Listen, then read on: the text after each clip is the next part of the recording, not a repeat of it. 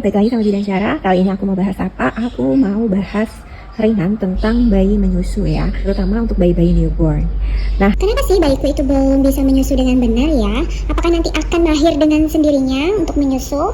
okay, if your baby struggle now with slow, sleepy, inefficient feeds, will they always struggle? Ya, jadi tanda tanya ya. Okay, here's the part yang selalu aku sampaikan berulang kali. Babies are learning to breastfeed too. Ayah bunda itu harus ingat ya, mereka baru saja dilahirkan.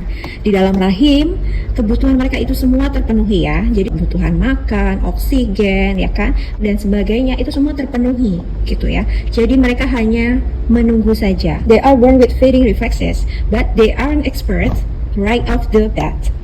In the first week, many babies are still figuring out bagaimana menggunakan lidahnya, how to create suction, how to coordinate dari menghisap dan menelan. Dia masih koordinat tuh, masih kadang-kadang masih beradaptasi, bahkan masih ada yang bingung beberapa bayi ya, gimana caranya menelan, terus bagaimana caranya bernafas gitu kan. Jadi suka kadang-kadang ketukar, makanya mudah tersedak ya kan. And just stay awake through it all. Jadi gimana nih caranya biar dia itu makan tanpa mengantuk. Nah dia masih belajar tuh, pasti kalau lagi nyusuk pasti bawaannya pengen tidur terus, padahal sebenarnya dia masih lapar. Nah itu mereka semua masih adaptasi. Jangan ayah bunda kira itu semua mudah ya. It's a lot for someone who just came outside. Belum lagi jika bunda masih belum mahir menggendong atau bunda masih kurang nyaman dalam posisi DBF, sudah bisa dipastikan bayi juga akan kurang nyaman. Nah saat inilah proses perlekatan itu pasti akan berpengaruh gitu ya. Jadi kenyamanan ibu itu juga bisa mempengaruhi dari kenyamanan bayi gitu. Ada penelitian oleh Hartman and Gaddis yang menunjukkan bahwa kemampuan bayi untuk menyusu sebenarnya meningkat seiring waktu. Jadi seiring bertambahnya waktu, mereka itu bertumbuh dan berkembang.